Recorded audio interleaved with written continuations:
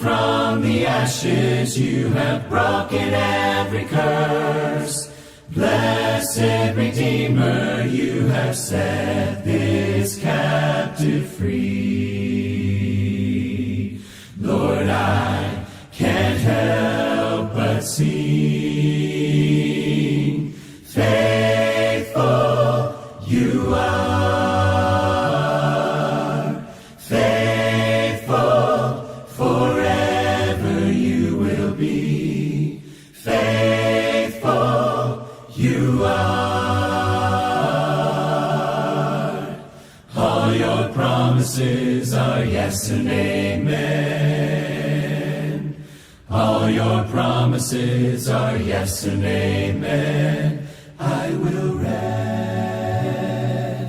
in your promises. My confidence is your faithfulness. I will rest in your promises. My confidence is your faithfulness. I will rest in your promises. My confidence is your faithfulness. I will rest in your promises. My confidence is your faithfulness. Faithful you are. Faithful forever you will be. Faithful you are. All your promises are yes and amen. All your promises are yes and amen. Who am I that the highest King would welcome me? I was lost, but he brought me in. Oh, his love for me. Oh, his love for me. Who the Son sets free, oh, is free indeed. I'm a child of God. Yes, I am. Free at last he has ransomed me. His grace runs deep. While I was a slave to sin, Jesus died for me. Yes, he died for me. Who the Son sets free, oh, is free indeed. I'm a child of God. Yes, I am. In my Father's house there's a place for me. I'm a child of God. Yes, I am. I am chosen, not forsaken. I am who you say I am. You are for me, not against me. I am who you say I am. I am chosen, not forsaken. I am who you say I am. You are for me, not against me. I am who you say I am. Oh, I am who you say I am. Who the Son sets free, oh, is free indeed. I'm a child of God. Yes, I am. In my Father's house there's a place for me. I'm a child of God. Yes, I am. In my Father's house there's a place for me. I'm a child of God. Yes, I am. Take a shortcut, go a different direction, or simply do something different rather than the will of God, then that's his goal. So as we've considered these final thoughts about life on the rock, we discussed in the previous lesson the example we learned from Jesus about joy from Hebrews chapter 12. The greatest storm in Jesus' experience on earth was the cross. Not only the physical pain, but the emotional separation from the Father and the intensity of the spiritual burden of all the sin of mankind. That even while Jesus was dying upon the cross, Satan was there to tempt him that if he could sin in some way, if he would sin in some way, then his life would be forfeit and his sacrifice would be meaningless. So we see in Jesus this example that for the joy set before him, that he has the hope to look beyond the horizon and to continue to be faithful. We also see in Jesus' example the amazing example of submission, of Jesus choosing to yield to the Father's will. As he prayed in the garden, not my will be done, but your will be done. He continues to follow as he has his whole life upon the earth. He follows it all the way to the point where he says, Father, into your hands I commit my spirit, and he gives up his life for us. Even in his suffering, he was unwilling to not accept the choices that God had for him. We saw that way back in Matthew chapter 4, that just after Jesus was baptized, in the end of Matthew 3, that God speaks from heaven, Behold, my beloved Son, in whom I'm well pleased. This is my Son, I love him, and I'm pleased with him. That's the last verse of chapter 3. The first verse, the next verse, chapter 4, verse 1, says that the Spirit led him up into the wilderness in order to be tempted by the devil. So God's will for him was to go into the wilderness, which is not a place of comfort. It's certainly not convenient. It's a painful place. And he would go 40 days without eating. Then Satan shows up and says, why don't you turn these stones to bread? And Jesus says, no. He spent 40 days telling his flesh, no, you don't get to have your way. We're not going to do what you want. And so then the temptation, turn these stones to bread. Jesus has been for 40 days saying no. And that's why he's able to say that his food is to do the will of the Father. Satan's temptation is, why don't you feed yourself? Why don't you fix it? Why don't you get yourself out of this wilderness? But Jesus shows us that submission looks like, if the Lord has led me into the wilderness, then he will lead me out when he's ready, not when I'm ready. And those two timetables obviously rarely coincide. We talked about in Matthew chapter 27 and verse 34 how Jesus refuses to drink the wine mixed with gall, a very mild painkiller. And we suggested that perhaps the reason that Jesus, after he tasted it, because he did drink sour wine later in chapter 27, verse 48, that maybe the reason that he rejected it was after he tasted, he recognized, yes, it may only be a mild painkiller, but perhaps it might create a distraction mentally, and he really, really has to be focused all the way to the time that he yields up his spirit. So we saw this amazing example. But what we hinted at or suggested that Jesus has to die well to save all of mankind.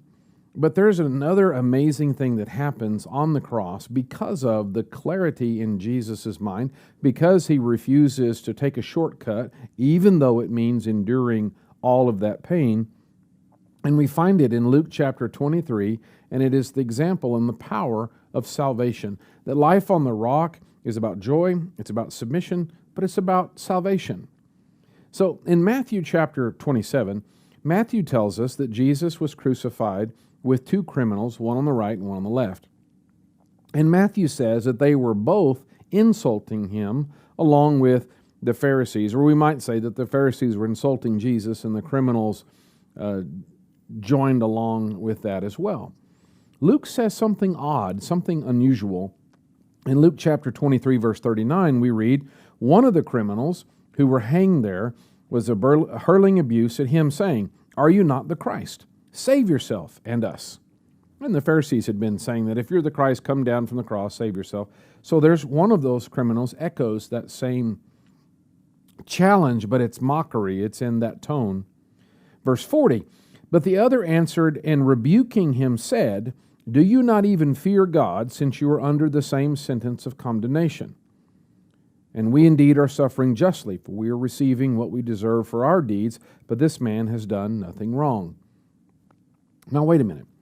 Just to make sure, flip back over to Matthew chapter 27. Let's make sure we read that right, because there's a conclusion that we will draw based on the information that we have. So we notice in this is Matthew 27:38, the two robbers are crucified with him, one on the right, one on the left, and then people are walking by hurling abuse, they're wagging their heads, they're mocking him. He saved others, let him save himself.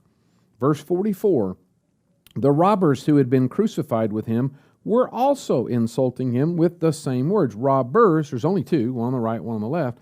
So Matthew says they're both insulting Jesus also. Luke says one was insulting him, but the other was defending him. So do we have a problem? Does Matthew and Luke not agree? Did one of them make a mistake in the telling of the facts of the account?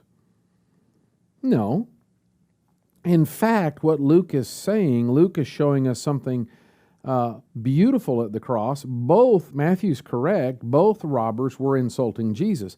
But Luke is also correct that at the end of this, hours later, one is still insulting Jesus, but the other has changed. Now imagine if Jesus was complaining or given to a fit of rage, or if he had come down from the cross and saved himself, which he certainly could have. He had the power to do so. Then what happens in verses 39 through 43 would have never taken place. Which means that Jesus is dying well with the intent and the focus to save mankind, including the opportunity to save one more. Even in his final moments, to save one more. So they've been insulting him, but imagine the scene. For the criminal says in verse 41, and we indeed are suffering justly. We are receiving what we deserve for our deeds. The Romans didn't crucify everyone. They more often just cut your head off. So the fact that they're crucifying them, this was reserved when Rome wanted to really make a public example, really show you what you don't want to do. And this man says, we deserve this kind of death. Well, so besides the fact this is an incredible confession, but he's saying that what they have done deserves crucifixion, so these are bad guys. They have lived evil lives. They have made evil choices. They've lived darkened lives. He says, we deserve to be here. Crucifixion, mind you. We deserve to be here. But then he says, this man has done nothing wrong. Now, I have no idea. We have no idea of this man's background. Did he know Jesus prior? Was he following Jesus at one time? Had he heard some of the lessons? And then he'd made some choices that ended up leading to his arrest and eventual execution by crucifixion. I don't know. But it's entirely possible that this man has learned that Jesus is innocent and that he is the Savior just by watching him die. This man would be a Jew who's being crucified, so he's familiar with who the Pharisees are and the chief priests and the leaders and all the religious superstructure. He's grown up in that. He gets all that. What would it be like to be a witness to see these men who are supposed to be the spiritual leaders and examples to God's people? They're supposed to be the ones that they're the intercessors, the bridges, the connectors between God's people and God. What would it be like to see these men of such supposed piety and religion wagging their heads? And that's that mocking look. And imagine how disfigured these men's faces are with the pride and the mockery and the disdain. And how spiritual is it, even if someone deserves to die, as the man said we do, right? He and the other criminal, we deserve this. That's what he said. Even if the men on the cross deserve such a death, who, with any shred of spirituality, any part of the love of God, who could watch even what might be, at least in this man's opinion, a justified execution? Who could watch such a thing and be mocking the people suffering? How hardened do you have to be to mock such extreme suffering and pain and shame? If it fills your heart with glee that someone has been caught or embarrassed or has been shamed, and that's good for you, then what kind of heart do you have? There should be sorrow. There should be a lamenting that such suffering might be necessary or that has come upon someone. This should be an incredibly sad and somber moment. Conversely, so you see the religious leaders, and they're over there doing their thing, mocking and insulting and all that goes with that and everything. And then you look over at Jesus. What's on his face? Well, besides the obvious mask of pain, but what have you heard him say? Well, everybody's mocking and making fun of him. Well, the first thing you heard him say was, "Father, forgive them. They don't know what they're doing." You hear the man who is a bloody wreck, much bloodier than the criminals, for they have not been scourged like Jesus has been. And you see him cry out to heaven and ask God to forgive the people that are hurting him and mocking him and insulting him. You hear him say, "Woman, behold your son, and son, behold your woman, your mother." You hear him cry out, my God, why have you forsaken me?" Just how Jesus is dying, the spirit with which he's dying, and the things that he is saying, the things that he cares about. Because remember, to speak requires tremendous effort and literally excruciating pain. This is not casual conversation. It takes tremendous effort to get these words out. And they're all words of love. They're all words of grace. The man has changed his belief about Jesus and has come to believe in him. He's come to faith. Verse 42, the criminal continues, and he was saying, "Jesus, remember me when you come into your kingdom." Remember, they put the sign above his head on the cross, the King of the Jews.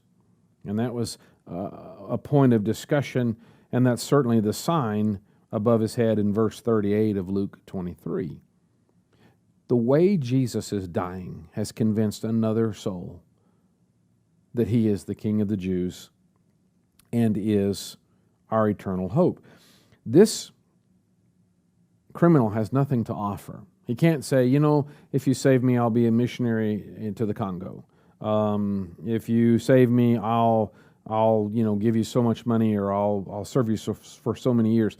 The man is literally looking into the very jaws of death. He is also going to be just hours and moments away from his own death.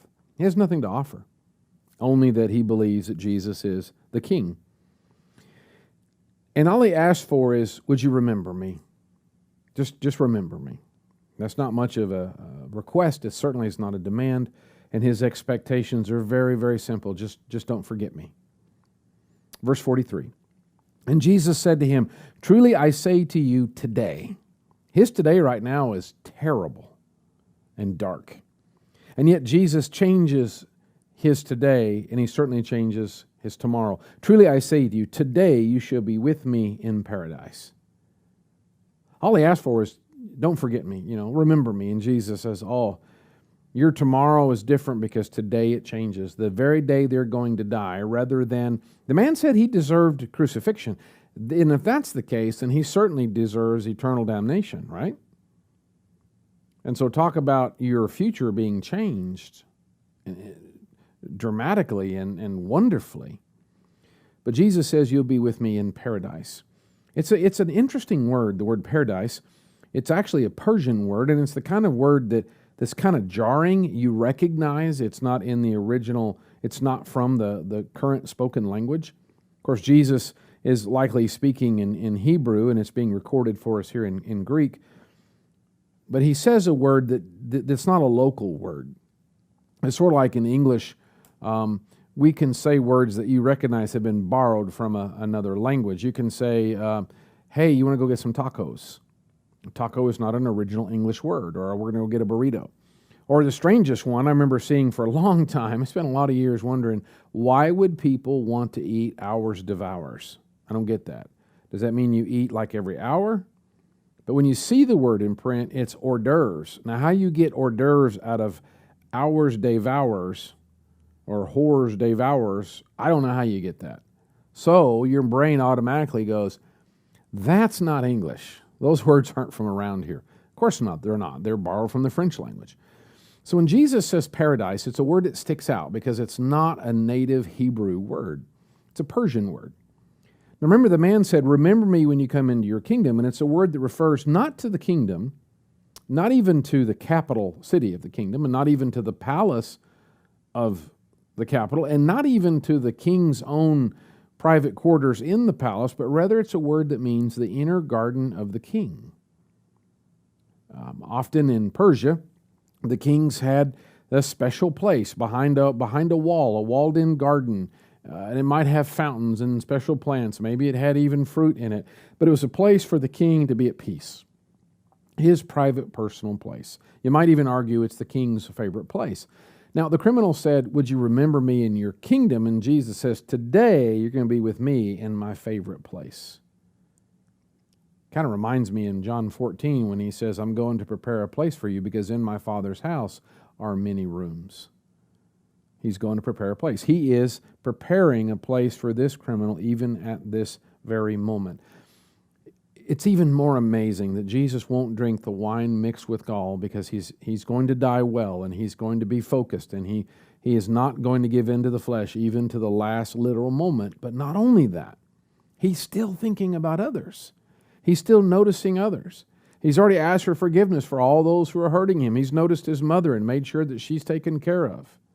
And he notices a guy who deserves crucifixion. Tell me that wouldn't twist in your heart like, why am I here? I know why you're here. Why am I having to suffer the same way you are? We don't like it when we compare ourselves and we think much less of someone else, and they should get what they deserve, but not us. We're different. Jesus is even paying attention to a robber who deserves crucifixion, that he would be saved. Life on the rock is understanding our salvation. John says in 1 John 5, verse 13, that he writes this letter so that we would know and have confidence in our salvation. If we know we're saved, we know how it ends. If we are that sailor in the storm and we're staring up at the biggest wave we've ever seen in our lives, and every part of our being is screaming, we are going to be destroyed by this, then there's something we know, even if, remember Meshach, Shadrach, and Abednego in the book of Daniel? Our God is able to deliver us, but even if he does not, because if that wave does crash over your vessel, and if it does splinter your vessel into a million pieces, and if you are going to go down under the storm and drown, you will end up in your Father's embrace. We know how it ends. We just don't know how far we're going to be called to travel, but we know how it ends. Paul says, the last paragraph of Romans 8, that nothing can separate us from the love of Christ, neither death, nor peril, sword, famine, nothing. There is no storm that can separate us from our Father. The only thing that a storm can do is accelerate our arrival. And once we believe that, then we start to experience joy that has been sprung forth by an unassailable, unshakable hope and faith. So we have our salvation as a bedrock principle. We know and experience joy no matter what, submission no matter what, salvation no matter what. And then consider Matthew chapter 16. Matthew chapter 16, Jesus talks about his kingdom. You remember the criminal said, remember me when you come into your kingdom. In Matthew chapter 16, Jesus talks about his kingdom. He asks in verse 13 the disciples, who do people say that I am? And there's all kinds of ideas. Verse 13, some say John the Baptist, others Elijah or Jeremiah or one of the prophets. It's always easy to contemplate what other people think. But Jesus says, this is a decision that each one of us must make. He says in verse 15, but who do you say that I am? Because that's what matters. What everyone else believes has very little bearing, if any, on my own foundation. It's something that I must decide and I must choose. Peter says, you're the Christ, the Son of the living God. And Jesus says, blessed are you, Simon Bar-Jonah, because flesh and blood did not reveal this to you, but my Father in heaven. This isn't man's wisdom. This isn't worldly wisdom, which means even the thief on the cross saw something beyond human wisdom. He saw truth about Jesus revealed to him by the Father. And then Jesus says in verse 18, I also say to you that you are Peter, and upon this rock I will build my church. Now, You probably have in your English Bible some numbers there by the word Peter and by the word rock. It's true that Simon's name is changed to Peter, and the word Peter means rock, but it's not the same word when he says, "You are Peter, and upon this rock I'll build my church." He's using two different words, and most Bibles have a little number 1 and a number 2 to help show you that, because it gets a little bit lost in the English translation. But we know that Jesus would not be saying, "Peter, you are so amazing, you're so strong that I'm going to build my church on you," because he's human and he's not strong enough. In fact, in the very next paragraph in verse 23, Jesus has to say to Peter, "Get behind me, Satan, because you're a stumbling block. You're not setting your mind on God's interest, but man's." If Peter's the rock, that didn't take very long. Peter himself would tell us in 1 Peter about how Christ is the rock. He's the foundation. And then the apostles and the prophets are rest upon that. And then those who follow in belief rest upon that. Peter's not the foundation. So what Jesus says is, "You are Peter," and he uses the word, we'd probably say stone. Because as soon as you hear the word stone, most of us probably think of something you can pick up, and maybe even the word rock. You pick it up, you could throw it. And that's the word that Jesus has in mind. Let's change it a little bit and talk about it as if it's a brick. Because as soon as you say brick, generally speaking, bricks are used in unison with others to build something. What Peter later would say that we're all living stones. But the second rock, he says, "I'll call you Peter," or stone, "and upon this rock," and it's the word for the immovable rock. We would say bedrock. And we use that phrase to mean the kind of rock that doesn't move. It's foundational. It's deep within the earth, or it's so massive and so solid, it doesn't move. That's the nature of this kind of word and why we use the term bedrock. Jesus says that he will build his church upon the bedrock, not of Peter, but of the truth of what Peter said, that Jesus is the Christ, the Son of God. Because Jesus is the Christ, he's the Messiah, he's the promised one, and he's the Son of the living God, that death has no hold, no grip, and no power over Jesus. Because if he's God, then he is eternal, and death cannot keep him. And that's what Jesus says. "And upon this rock I will build my church, and the gates of Hades," which is the realm of the dead, "will not overpower it. Death will not prevail." This is an amazing picture for us to be encouraged by. You think of the ancient cities, and they have the giant walls, and maybe the towers or turrets, and maybe they got the catapults up on the wall, and the guys with the spears and bows and arrows, and that kind of weaponry. But whenever you attack a city, the wall is defensive. You don't carry the wall with you. It's defensive to protect against an enemy out in the field that's coming against the city. But if you're going to live in the city, you got to go in and out to get water, get food, go to work, go to the farm, whatever you got to do. So you got to put gates in the wall to allow people to come and go, and then you close them when the enemy comes, which means the gates are the weakest part of the wall because it has to be movable. You can't just swing a chunk of wall, so it has to be movable. And so typically it's a combination of wood and iron. And so you can't set a stone wall on fire, but an easy trick is if you can set the gates on fire, they're made out of wood, they burn up, they're gone, and now there's no gate. So the gate is not only a defensive image, but it's the weakest link in a defensive image. And Jesus says that my church is so strong, we're not talking about just surviving, but rather the church is on the move, his kingdom is on the move, and it will be storming the gates of hell, the gates of Hades, the gates of death, which is man's original and greatest enemy. Going back to Adam and Eve, if you eat of this fruit, you'll die. And Jesus says, my church, my kingdom will prevail. That we're going to pound down the gates, and that those who are in the city are going to be vanquished, and those who have been held captive are going to be rescued. Which is exactly what Jesus does. And in the book of Revelation, he's a rider on the white horse, and we get to follow him. We don't want to get ahead of him. He's the one who's the bedrock, but we get to be built on top of that. So that's assurance, that's confidence, that's security that Jesus is going to win, that you and I who choose to follow Jesus will absolutely win. That not only are we going to be able to sail through the storm, but we're going to be able to stay on course. We're going to not only survive, but we're going to continue to navigate to the ultimate and blessed destination.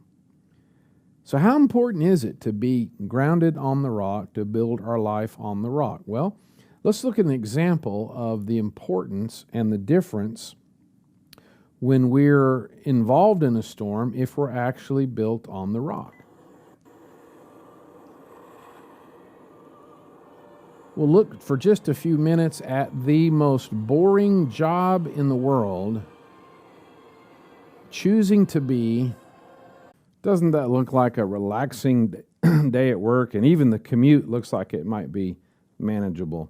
Some of those lighthouses have been there a long time, which means they've been through many, many storms.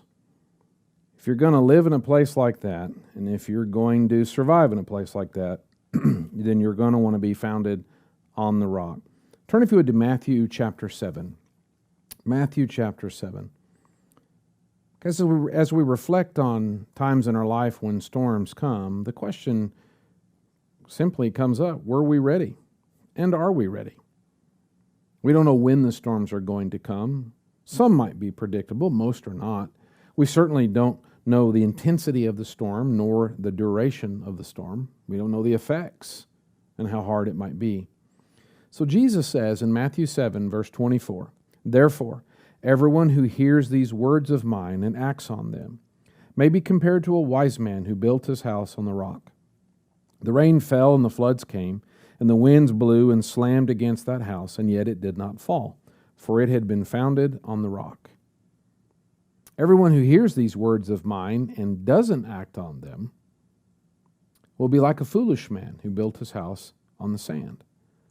The rain fell, and the floods came, and the winds blew and slammed against that house, and it fell, and great was its fall."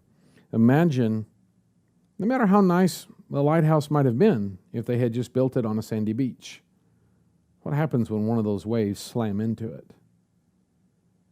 Incredibly, those lighthouses continue to stand and operate and shelter its occupants year after year, decade after decade, and even century after century because of the strength of their foundation. So I ask again, are you ready? Have you built your life on the rock? Do you have the confidence that no matter what happens in the storm, you know that you will reach your final destination? Jesus says, "He who hears my words and acts on them is like the man that builds his house on the rock." Have you been listening to Jesus? Hallelujah. We sing hallelujah. The Lamb is overcome. We sing hallelujah. We sing hallelujah. We sing hallelujah. The Lamb is overcome. Forever He is glorified.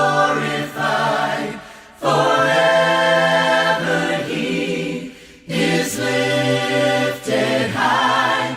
Forever He is risen. He is alive.